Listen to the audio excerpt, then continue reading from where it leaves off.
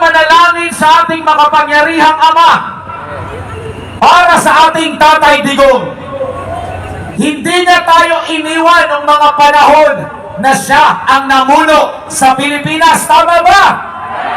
Lahat sinalo niya para sa ating lahat. At panahon na ngayon para tayo naman ay hindi iiwan ang ating Tatay Digong. Bring him home! Bring him home! Bring him home! Bring him home! Bring him home! Bring him home! At syempre, Kapatid Admar, hindi lang tayo dito sa liwasan dahil tayo po ay sinasabayan sa buong Pilipinas, sa Luzon, Visayas, at Mindanao.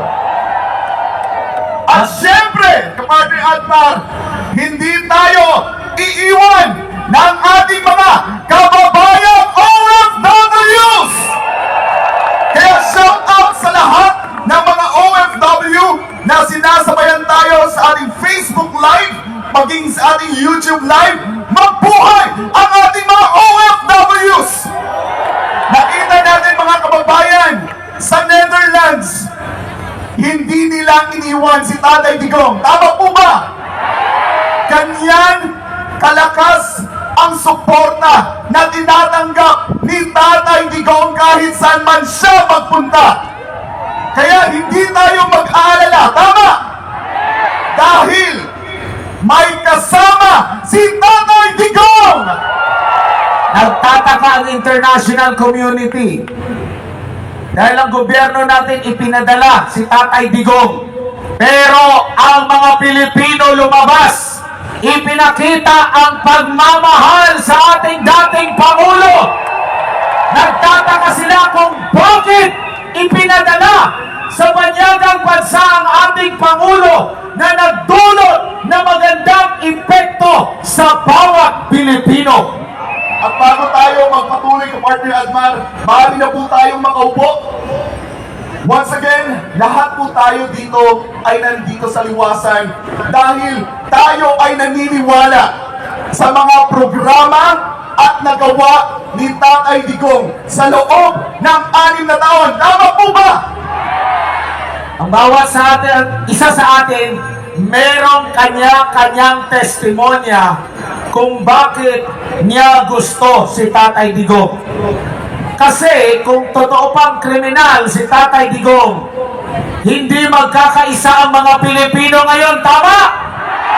At nakikita ko, Kapatid Admar, punong-puno ang liwasan. Kaya mag-ingat tayo dahil baka may mag-picture ng mga bakanting upuan. Siguraduhin natin, ipakita natin ang ating lakas at ang ating suporta kay Tatay Digong. Tatanungin natin, Kapatid Admar, kailan kayo naramdaman ninyo masin kayo sa Pilipinas? Kailan? Parang ang hina. Anong administrasyon? Duterte! Duterte! Duterte! Duterte!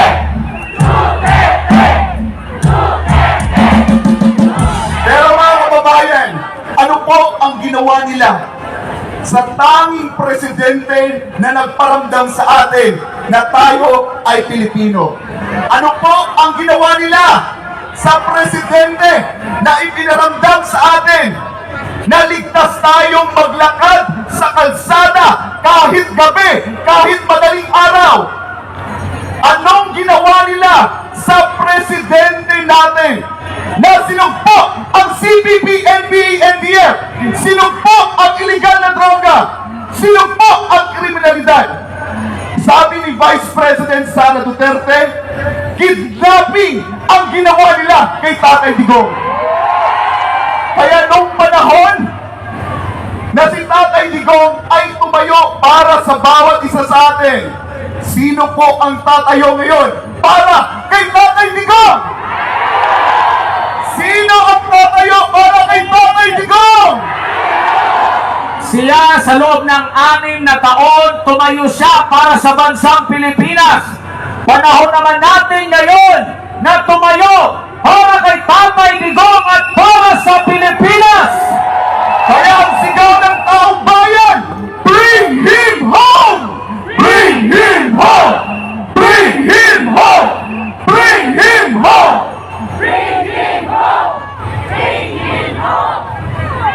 Lahat po tayo nasaktan sa galiwa nila kay Tatay Digong. Tama po ba?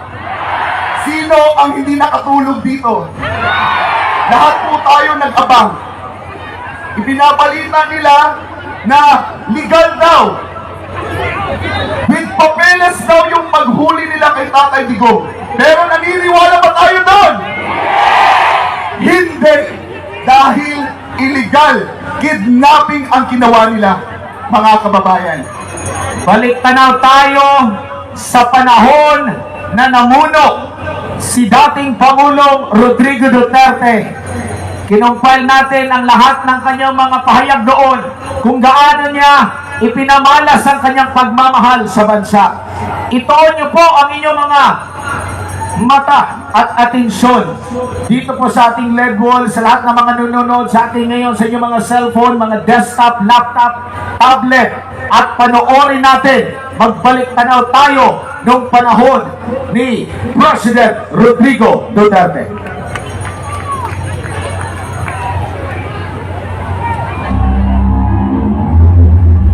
Talagang galit ako. Sinisira ang bayan ko. Mahal ko ang bayan ko.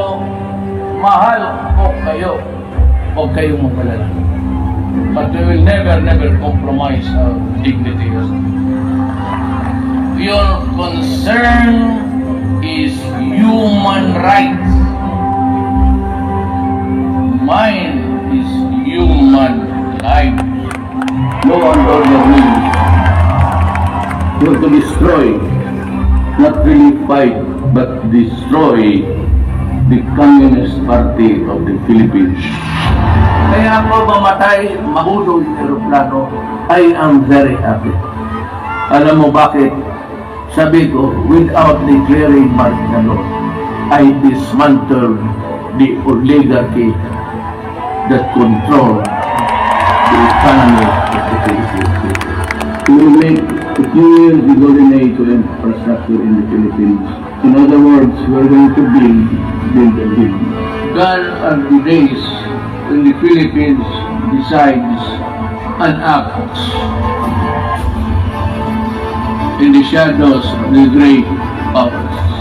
We may need your help, but we will not do it at the expense of the dignity of the Philippines. I am a Filipino. If I am accused of something, it must be within the jurisdiction of the police. If I am tried, it should be before a Filipino judge. And a prosecutor must be a Filipino like me. I am not a Filipino for nothing. Kasi ganito lang kami kapobre. Do not with our dignity.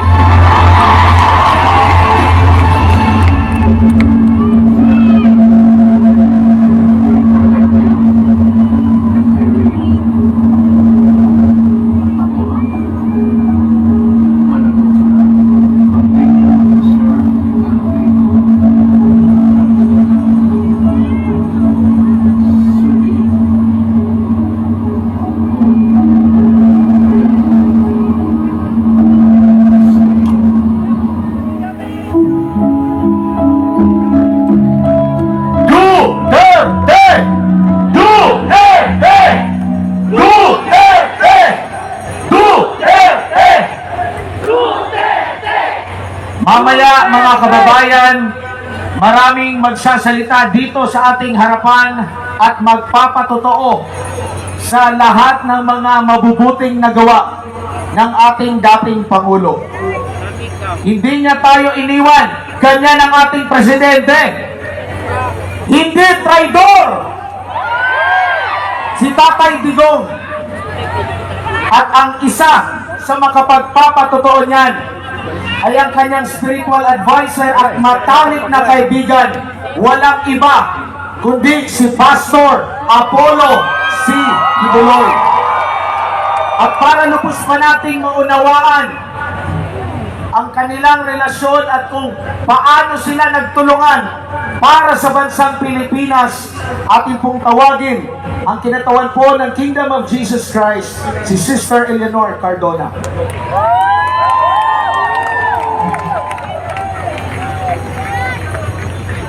Magandang hapon sa lahat ng nagmamahal kay Tatay Digong dito sa Liwasang Bonifacio.